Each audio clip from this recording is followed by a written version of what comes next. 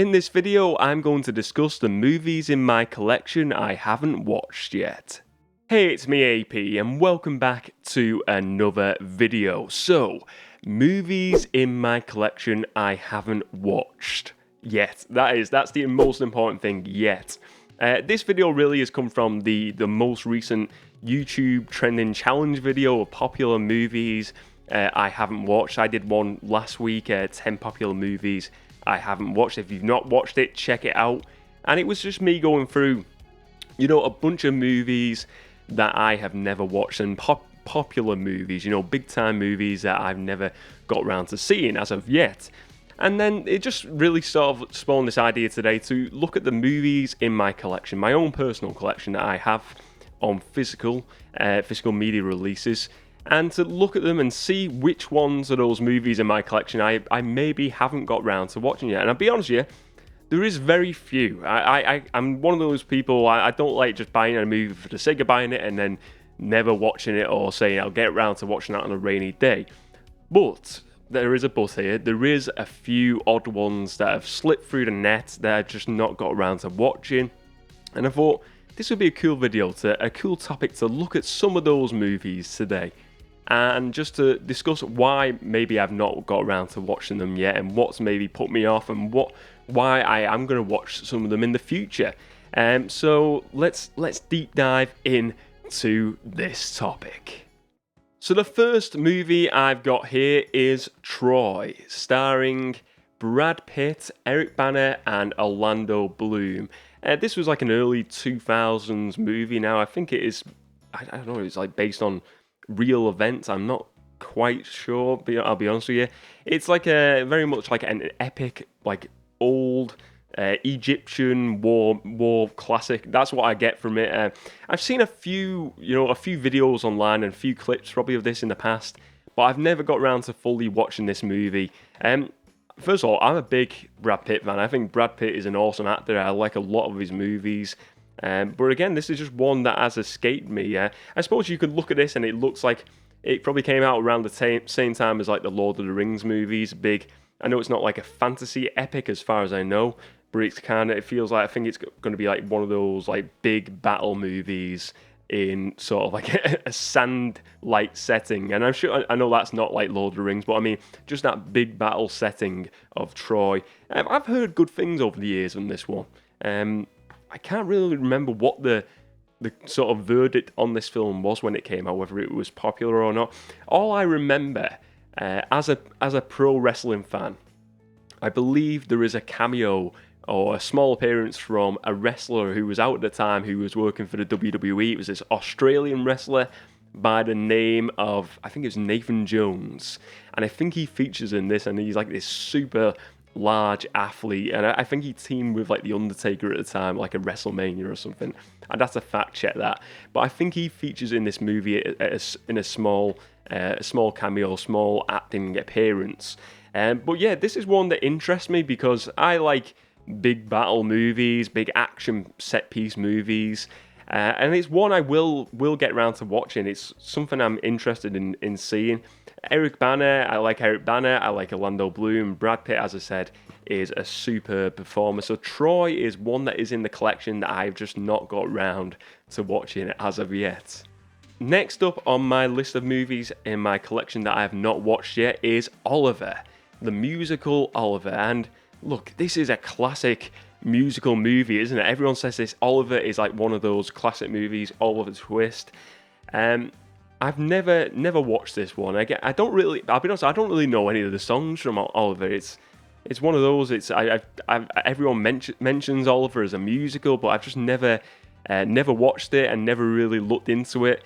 I don't really know like much about the story of Oliver. I know it's kind of like it's these kids who have no parents and the orphans. I'm not too sure. I know it's like based in like very old times. I think it was based on a book, Oliver Twist book. I'm so unknowledgeable on this topic of this movie. I don't know who was the writer of the book, who anything about it originally. All I know is that sort of scene where he says, "Please, sir, can I have some more?" and he wants some more food, is it, or something like that. But yeah, this has got the cast. Who's in the cast? I know it's Mark Lester plays a young Oliver. Oliver Reed is in this as what's the Fagin? Is it Fagin? No, Ron Moody plays Fagin, and Bill Sykes is played by Oliver Reed. I always thought Fagin was played by Oliver Reed. When people say Fagin, I obviously I've got that wrong. But Oliver Twist, I do like musical movies. I like Grease. I like a lot. I'm trying to think, like Wizard of Oz. That's another one I really enjoy. The Jersey Boys. I mean, I like the actual musical. That the film was okay as well. I mean, I'm sure I'm forgetting tons more musicals. La La Land was pretty decent. There's a few musicals I do like, so I think I would like this, giving it a chance. And maybe it's one to watch over like a Christmas period. I don't know if it's like a Christmassy sort of film, but yeah, I'm going to watch it at some point, Oliver. I think it's one I'm interested in seeing as well. It's winner of 6 Academy Awards, including Best Picture. I never knew this won Best Picture. How amazing is that? So it must be decent. It must be a decent enough movie to watch. So Oliver is one I've not watched, but it is in the collection.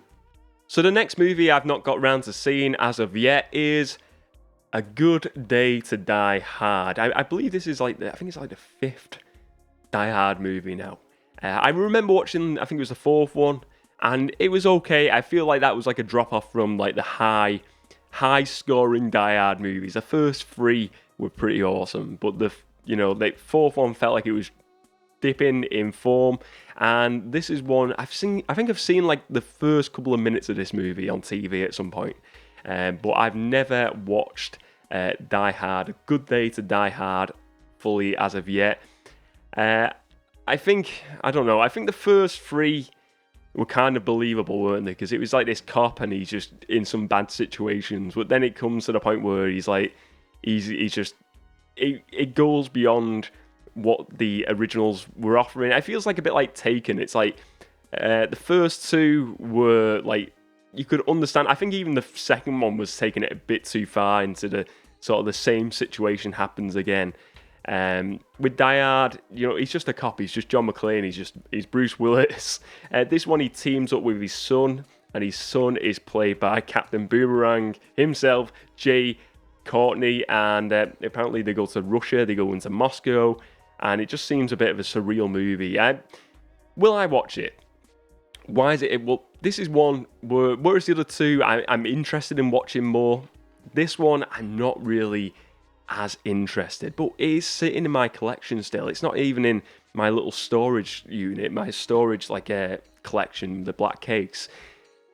Why is it in this? Is this going to stay in there? I think because I like the Die Hard movies, because I'm a big fan of Die Hard. It stayed in that collection. It stayed down there. But I mean, it's one I don't feel the urge to watch. And maybe I shouldn't be like that. Maybe I've been put off by sort of. I don't think it's even public opinion. I think it's just the fact that the 4th one wasn't great for me. It wasn't a great experience. I always like to give a movie an honest view, and I think sometimes you can change your mind. I changed my mind. A lot of people were saying about the 4th Indiana Jones movie, the last one, The Crystal Skull. A lot of people didn't like that, and I kind of put me off for a few years watching it, and then I decided to watch it, and I really enjoyed it, and I think it's a really good movie. And I think that's what's changed. Maybe like I don't really listen too much to people's opinions as much. I think, as I said, it's more like the 4th movie for me wasn't as good, and just the premise of this, just by reading the back of this DVD cover, just doesn't seem as interesting as any other Die Hard movie for me. But yeah, maybe I will get around to watching it at some point.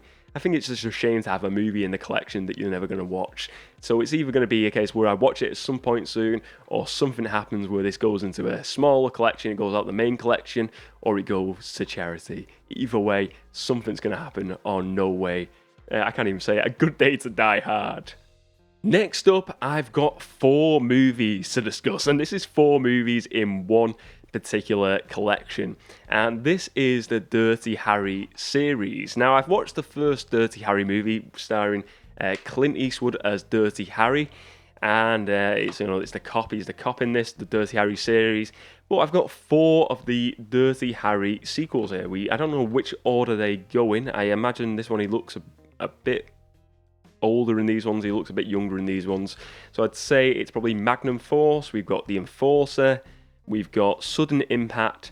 And then we've got The Deadpool. 4 Clint Eastwood movies I've never watched before. And it's a shame because I like Clint Eastwood movies. I thought that the first Dirty Harry was decent. I thought it was a decent movie, and it didn't feel like... It felt like I could definitely watch another one of these and see what they're like. As I said, Clint Eastwood, some great movies. Like Good, the Bad, and the Ugly, Escape from Alcatraz. That is one I've only just watched like this past week for the first time. And I really enjoyed that. So I think because I respect Clint Eastwood as an actor, as a director so much, I enjoy his movies so much, these are ones that I will most certainly get round to watching at some point. They've just been sitting in the collection. I think it's just, there's certain movies I will watch over other ones, and these just kind of go to the back of the queue at a lot of time. And like I said, I watched the first Dirty Harry a few years ago, and I've got the whole collection here. But new movies come out, more interesting movies for me come out, and then these just take a little bit of a backseat, and there's that many movies to watch. We all know it, we get too many movies, there's too much content out there to watch, and these just took a backseat for some time, and it's a shame because I bet you these are pretty decent movies. If they made 5 of them, they can't be that bad. So I will get round to watching these sequels to the Dirty Harry movie at some point very soon, hopefully. Maybe just do it in a session over a weekend. I think I'd have to watch the first one again to get the gist of the character and the story, if there is any sort of story elements that go through the rest of the series. But yeah, I'm looking forward to giving these a good old watch. The next movie I want to discuss is Snow White and the Huntsman. This is a live-action adaptation of the Snow White story, and it stars Kristen Stewart, Charlize Theron, and Chris Hemsworth. We would all know him from the 4 movie franchise, from the Marvel movies, the Avengers, and the 4 trilogies so far. This is one I've had in the collection for a while. I think it was like a birthday or a Christmas present years ago now. And yeah, I just never got round to watching it at the time, and then it just got lost in the collection. Never seemed to watch it. I know, for me, I think I have seen probably the animated Disney Snow White as a kid. It's probably not one I've watched a load of times just because I'm not really interested in that character. Snow White and the 7 Dwarfs. This seems like it's like a dark adaptation. Kristen Stewart is playing Snow White. We have the dwarfs in this as well, but the Huntsman is like a central character as well, played by Chris Hemsworth. And Charlize Theron is obviously playing some sort of evil... Is it an evil witch or an evil princess? Evil queen? Something like that. These Disney movies are all like that. But I think this is done by Universal, this particular one. So it's not a Disney remake, and I know they are doing a Disney live-action remake of the Snow White story soon. But this one seems like they've obviously went for a bit of a darker and more like a Snow White as an action star in this. Why have I not watched it? Because I kind of like a lot of the cast members in this. I think it looks like a good cast.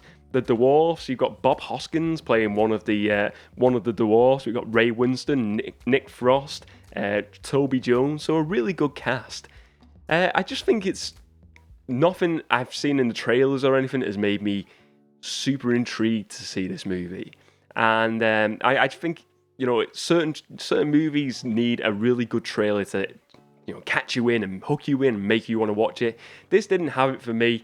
And that's why this one just never got watched. So it's in the collection though, and I feel like it is one I will get round to watching because I like fantasy movies, and it looks like it's got a lot of fantasy elements, and it's not too kiddish, even though I do like kiddish movies sometimes. It's a bit more of a darker adaptation of the Snow White story. So maybe that is one what I probably will. I might even enjoy it more than what the original Snow White story was in the animated movies, and I maybe go, wow, I should have been watching this a long time ago. So Snow White and the Huntsman is one I haven't watched yet, but it is one I will certainly watch at some point. So the last movie I want to discuss in my collection of movies that I haven't watched yet is Sean Connery in Never Say Never Again. This is a James Bond movie. It is basically, I think, to just give you a bit of a brief story introduction to the history of this. The main movie franchise, there was like a bit of a split apparently, and I don't know the details accurately, but there was a split between the movie makers, and then they did this. Sean Connery had left the role of James Bond at this point. Roger Moore was the main movie series James Bond at this point, and they were doing Roger Moore's James Bond movies, and then they had a split off company, re-recruited Sean Connery into the James Bond role to do another James Bond movie and do like a rivaling James Bond franchise. There must have been all stuff going on behind the scenes with the production companies and all this. But this is an adaptation of Thunderball, the story Thunderball, and I'm pretty sure it was Connery in the Thunderball movie. It's a remake of that story, Never Say Never Again. This is the only Bond movie I have never watched. I've never watched it because it's not a part of the actual James Bond canon, if you like. It's kind of like its own offshoot, but it is still it's got Blofeld in, it's got Spectre, it's got 007 James Bond, and this was done like a few years after Connery retired as a role. So he looks a bit different. He looks more like Sean Connery in The Rock rather than Sean Connery in James Bond in this one. But it looks, I don't know why have I not watched it. I think it is because it's not an official James Bond movie. That's why I've not got around to watching it, and I've never really, I don't know. If it's a remake of Thunderball, why would I want to watch a remake? It's in the collection, but will I watch it? I think it's more, I want to watch it now as a fan just to see what it's like, and what if it is a shot-for-shot remake or just a story remake. How does it compare to the original movie? This like spawn another idea in this video as well of movies in my collection I haven't watched yet. And we recently, in one of the recent video, this come up in a discussion in the comments section. So it is one I will probably watch, and it is a movie in my collection, probably one of the more well-known ones, I would say, that I have not watched as of yet. If you enjoyed this video today, please do give it a like and check out the rest of my movie-related content on the channel. And let me know your thoughts on this topic today. What movies are in your movie collection that you haven't watched yet? And what did you think of my choices? Which ones of those in my collection here that I've shown today would you watch first of all? What are your views on these movies? Do you think these are ones that should have been watched by now? Let me know all your thoughts, ladies and gents. Thank you very much for watching this video, and as always, I will see you next time.